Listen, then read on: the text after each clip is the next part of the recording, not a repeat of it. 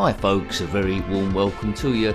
My name is Nick. We're going to look at a strategy game, so wish me good luck with this one. It's the Commodore Amiga, and we're playing Midwinter II, Flames of Freedom. It comes a year after the original Midwinter, which we reviewed. It's a strategy war game, as I say, and I couldn't make head in the tail of the first one. But this one's got a training mode, here we go. But it's not about expert gameplay, I always say this. It's about seeing how you would have got on your first or second go. Now, it's an open world sort of game. As a kid, I didn't have the most of patience there, so strategy games perhaps not for me. There goes an airship across the thing. It's a 3D polygon mission world where you must take over islands by making them go purple gradually. I suppose a bit like Risk, that board game, but not really much like Risk at all. So we'll jump into the training mode. Now it's got very long loading time, disk accessing, so we'll try and edit that down and try and splice it with my commentary as well. That bloke's very wide. Perhaps he's forgotten to take the coat hanger out of his coat. Here's the protection. Notice this is a cracked version. Anyway, we've got to say who these people are, and then we'll actually get into the game. It's a war game, it's a strategy game, it's a clicking game, but as I say, there's lots of vehicles here. I always mention Hunter in this one. Hunter for the win, but we'll see what this one is like. Now, I'm about to get some criticism on this, because it's not a walkthrough, but people don't get it. They say, what's the point of reviewing this if you're not doing the research? Well, as I say, I'm like a kid. I've been given it in the playground, taking it home, loaded up. I'm not good at it straight away. I might start getting a bit frustrated, but it's trying to get that reflection, and we're stress busting all the way. Right. So here's my agent. Nice haircut. I wish my hair was that colour. Blue eyes. I wish my hair was blue. But anyway, we'll use that agent. We can change if we want. It's Gavin Steele. Much better than Edward Aluminium or Michael Copper. Right. Well, Gavin Steele. I suppose he's some sort of like Michael Knight sort of character. Personnel there's the war room if you want to do a campaign. Training's probably better to get used to that. There's 2 army people. I don't know if that's a game as well. We just stand in a corridor. So start new campaign, load existing campaign, save current campaign. Well, we're not going to do a campaign because I'll be hopeless. We're going to just load up the various vehicles and try and do a bit of practice here to give you a bit of an overview of what this game would have been like back in the day. The graphics, the sound and all that stuff. Presentation looks pretty good. I think it would have scored a lot back in the day, but don't mean to say I would have persisted with.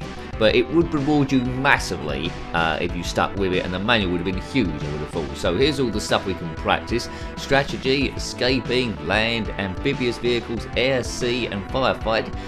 So that is a big advantage over the first game then. You can practice anything, and most people, a lot of people, could just spend the whole game just doing this. Just jump in, don't get involved in different missions. Let's go into the sea. Again, see even more vehicles to pick. Swimming, mini sub, frogman, ship or the submarine. Speedboat sounds quite sexy. Let's go into there. Again, loading times are long. Probably advantage to, if you could do, is download this to a hard drive. That big thing that clips onto the side. There's a red speedboat. Looks quite a basic speedboat.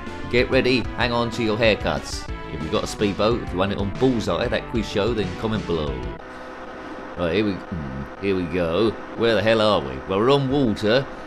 It's moving very slow. Now, this is settings on a standard Commodore Amiga. Already, just like Z-Wolf and Z-Wolf 2 and other polygon games, it looks like it would benefit massively from being on an Amiga 1200 on an accelerated Amiga. So on the top right, the amount of rockets we've got. I've been launching those with nobody's business. Direction then, N, north. We've got a map there. Hopefully go out to sea. So yeah, I need to go out to sea rather than driving across the land, although the boat's not doing too badly there. And on the top left is a scanner scope, I think telling us where important stuff is or enemies to shoot. That red man there, don't know what that is, and below that is the time that we've been on or the time of day we're on the mission.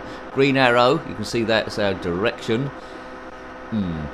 Yes, very slow on a standard Amiga, almost unplayable.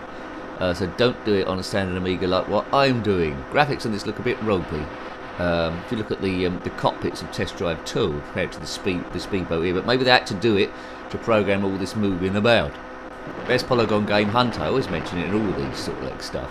Anyway, you can get heavily involved in this game, but I don't think I would have done. I would have mucked about with all the vehicles. That would have taken quite a while. They're like mini games in themselves. I pressed a button and I've jumped out like that. Here it goes. That's a weird way to jump out of a boat like that. But anyway, if you've jumped out of a boat with that sort of like style, comment below. Now we're out. There's lots of crazy music going on. There's our red speedboat there. seems to be quite serious music, like something bad's going to happen.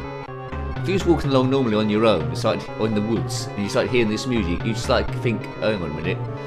Yeah, you think something up was going on. Oh, dear, I've blown up the speedboat. I've blown up my own boat. That's pure nincompoopery. If you're swimming in the middle of nowhere and blown up your own red speedboat, then comment in the comment section below. And if indeed if you have completed this, then well done you. Now I said it's not a walkthrough, didn't I? But there'll be people that watch this far into the video and there'll be a big long comment about all the stuff I'm doing wrong. But who cares? Let's ignore that as I walk along. Well, I don't know. Does this feel like someone walking along? Not at all. Yeah.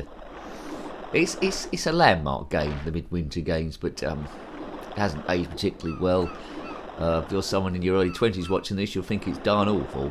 When you pick up open world games now like GTA 5 and such, I need to F10 escapes out of here, so I need to try another vehicle. Think I'm lost. Biff, right? Okay, let's see what other stuff we can do.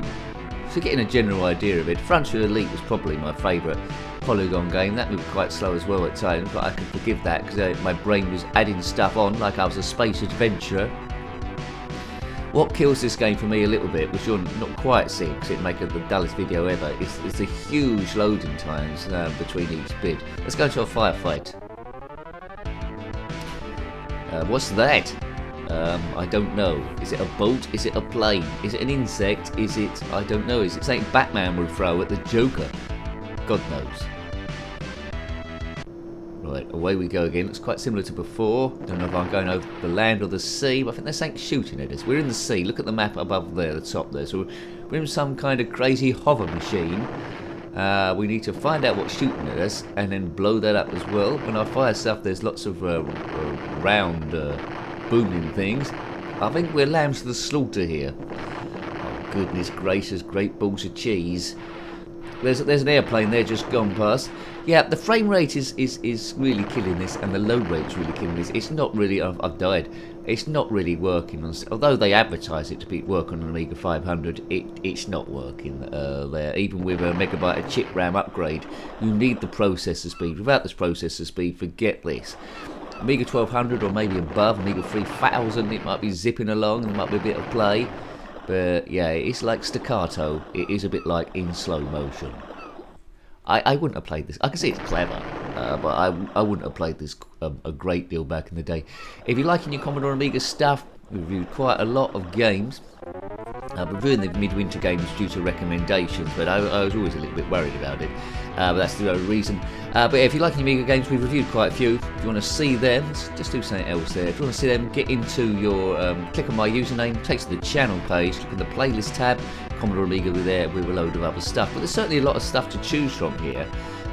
You can drive a bus, a jeep, a truck. Let's go for a bus. So you can imagine, if you do a campaign, and you've got an accelerated Amiga, there's a lot to do there. You can imagine all these vehicles coming out in a campaign, lots of different missions, so it'll be pretty exciting then. So do your practicing, get into a campaign, get involved in it, and then the game is really going to start coming together. Now that's like something that someone would play with in playgroup, so that bus could be a bit better. The wheels on the bus go round and round, round and round, round and round. Right, how does this handle? I don't know. Right, it's not handling like a, oh my god, it's a bit wobbly. Oh man, look. Yeah, a bus would never turn like this. It feels like there's a wheel in the middle of the bus underneath there. No bus is this manoeuvrable. Right, I'm going over the grass now. Hope it's not the school bus. Sorry kids, we're taking a shortcut over these fields. I don't care if you're late for maths. Gives you extra time to do your own work, doesn't it? Yeah, campaign where it is. I won't do that because I'll be terribly lost. But we're driving through. There's a road there. I presume there's going to be other vehicles that turn up. I can't seem to keep it on the road. It's slipping around. It's slipping around like someone on skis on ice cream. If you are someone on skis and ice cream, then comment in the comment section below. Is it a bit like driving a red toy bus that you see in playgroup along a grey slippery road? Engine sounds are as to be expected. As I'm steering left and right, you can see the steering wheel is not moving at all.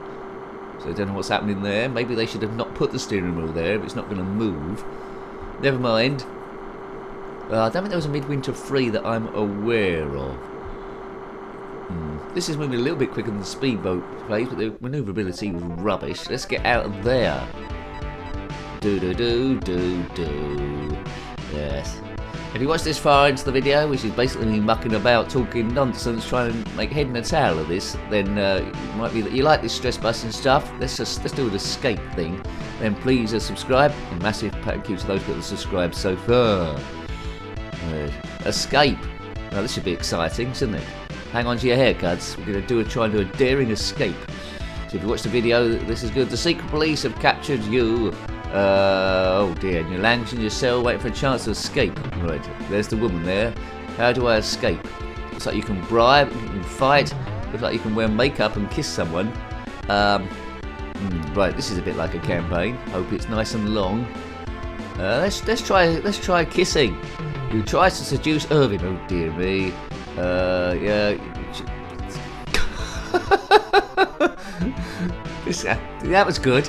Is that it? Don't tell me that's it. That's stupid. Why did that work in real life? You're in prison, start kissing, that's it. Oh my god. Well, that's the best bit of the game so far then. So if you're ever in prison and Irving's there, she's obviously a bit love-starved, then kiss her and you can escape. I don't think she's going to be a prison guard for very long, is she? Right, strategic planning. Let's do a bit of strategy here. So you're learning bits by bits. Hell, I need the manual. Now, these are all the islands in the world. You need to take over all these and gradually make them go purple, I think. It's not any place I recognise. There's Africa there. I don't know what all those other bits are. Is that supposed to be England in the middle? Who knows? It's not a world that I recognise. So there's advance. There's there. Oh, where's the manual, baby? Put this thing on manual.